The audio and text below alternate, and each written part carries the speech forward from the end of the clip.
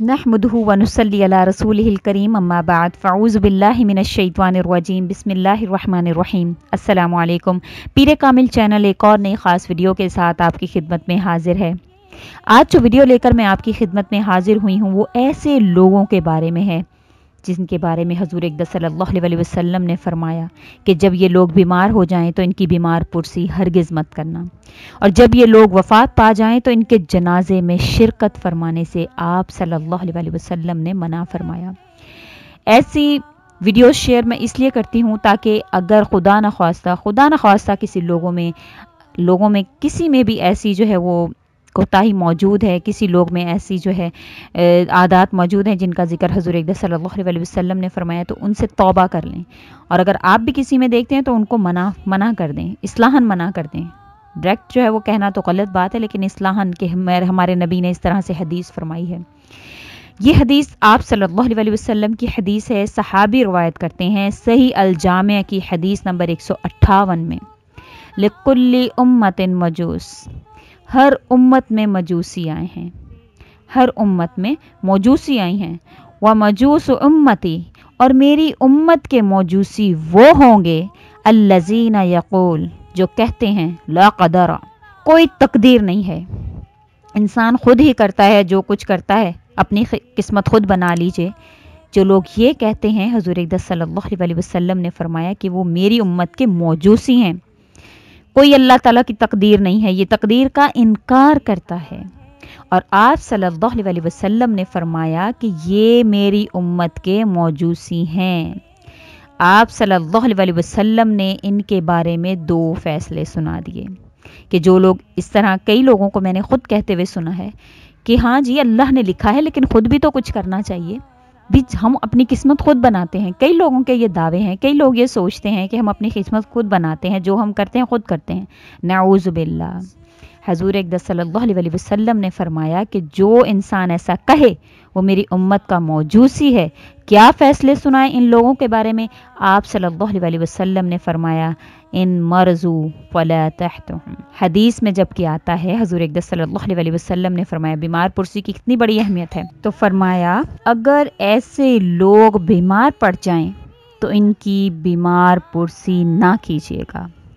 बीमार पुरसी की अहमियत हमें बताने के लिए जबकि हदीस क्या कहती है कि जो सुबह के वक्त किसी बीमार की बीमार पुरसी करता है तो सल्ला अलैहि सबऊना अल्फ मलकिन, 70,000 फरिश्ते इसकी बख्शिश और मग़फ़िरत की दुआएं करते हैं, हत्ता कि शाम नहीं हो जाती। और अगर कोई शाम के वक्त किसी की बीमार पुरसी करता है तो सल्ला अलैहि सबऊना अल्फ मलकिन हत्ता युस्बिह, 70,000 फरिश्ते उसकी बख्शिश और मग़फ़िरत की दुआएं करते हैं हत्ता कि सुबह नहीं हो जाती।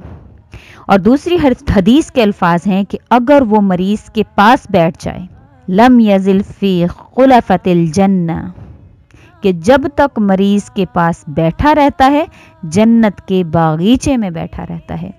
और जब ये बीमार पुरसी के लिए जा रहा होता है, अभी गया नहीं है, जा रहा होता है, तो एक फरिश्ता इसको कहता है, तिमता वता बिमनशा का व तिमवाता मिनल जन्नति मंजिल, तुम कितने ही पाकीज़ा हो, तुम्हारा ये अमल, तुम्हारी ये चाल, तुमने तो जन्नत को अपना घर बना लिया है।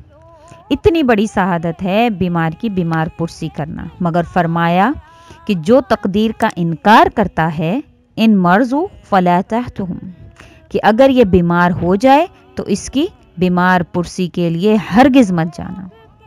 और दूसरा हुक्म क्या फरमाया, दूसरा फैसला क्या सुनाया, व इन माता फला तशहदुहुम, और अगर ऐसे लोग मर जाएं तो इनके जनाजे में शरीक मत होना। और हालांकि आप सल्लल्लाहु अलैहि वसल्लम की आपने ये भी रवायत सुनी होगी कि हुज़ूर अक़दस सल्लल्लाहु अलैहि वसल्लम ने फरमाया, जनाजा पढ़ने वाले को रब ताला एक उहद पहाड़ जितनी नेकियां दे देते हैं।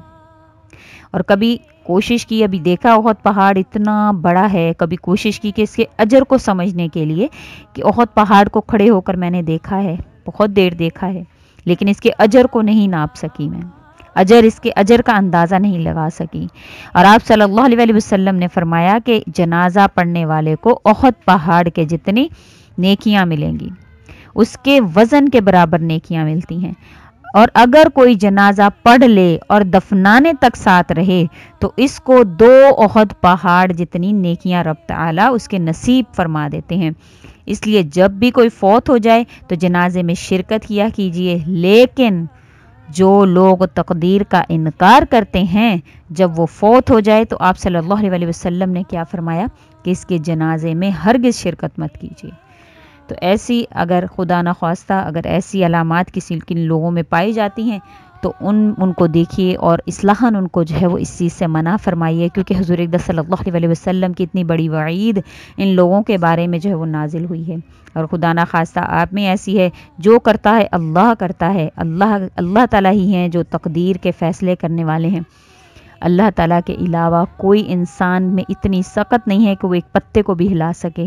بے شک اللہ تعالیٰ ہر چیز پر قادر ہیں۔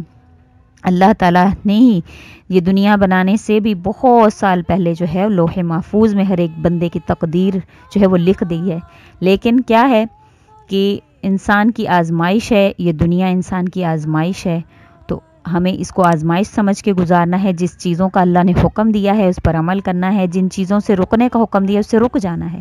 بس یہی ہمارا جو امتحان ہے، اس میں ہی ہم نے پاس ہونا ہے۔